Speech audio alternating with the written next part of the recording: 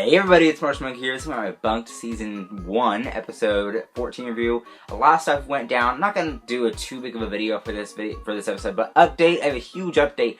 Kids' Choice Awards is tonight. So I'll be watching the Kids' Choice Awards. I'm going to do a live stream. The only problem is I can't actually put the award show on the screen because copyright issues. For one, I just think that I would get so much copyright, and two, because there really isn't any live thing that I can actually connect to put the screen on, because they don't have like Disney Channel does where you can just watch live TV and stuff like that, so I won't be able to find anything to actually clip it onto the screen. And again, copyright, I don't want to get blasted. I had a video once on my vlog channel, a live stream, that got blasted by Disney, and they totally shut the whole video down. So I'm going to try to do a live stream, hopefully it works out. But you know, you never know what's gonna happen, right? It is what it is, okay?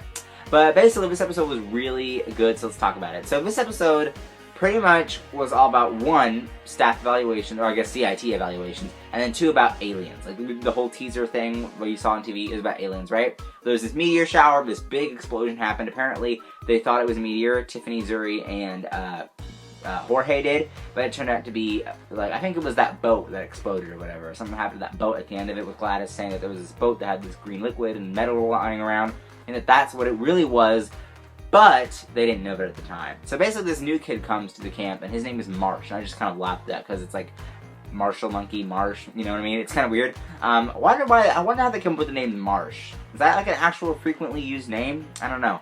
But anyway, they had this camper named Marsh he came to the camp. And Zuri kind of had this whole love interest thing going on. I really like that. I really like that Zuri kind of had this like love thing going on with Marsh.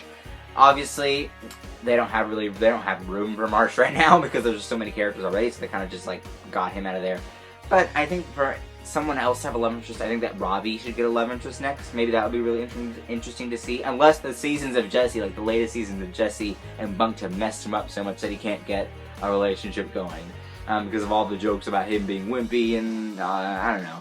But it would be cool to see him have a love interest on here. But anyway, Jorge and Tiffany think that Marsh is an alien, so they end up finding all this evidence. Like, they find the journal with, like, the spaceships and the weird language, and they find all, like, his arm and, you know, has the bandaging over it, and the goop was, like, alien blood, I guess you could say.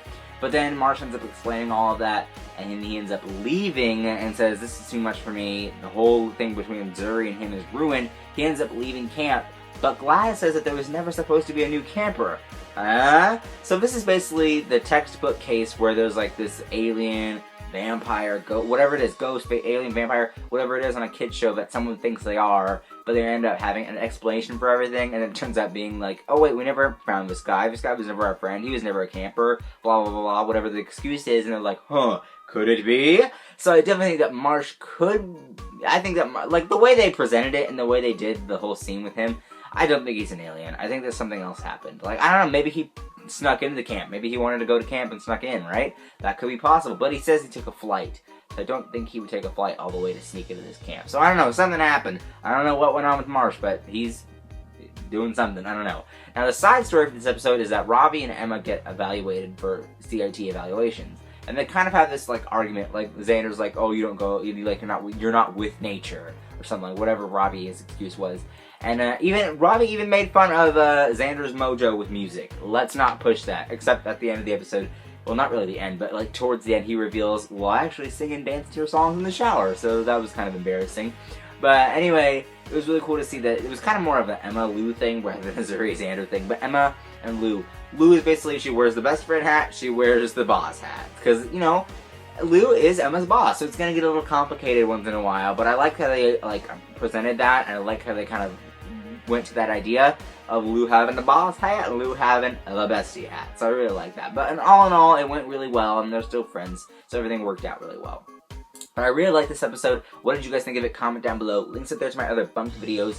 Links in there to my Twitter, Instagram, Vine, vlog channel, and Sim channel. Don't forget to follow and subscribe those. Again, I am live streaming on my vlog channel for KCAs. There's a link down below. I'll also be live tweeting as well. A link down below for Twitter as well. Thanks guys for watching. Like if you favorite this video. Don't forget to subscribe, and I'll see you guys later. Bye bye.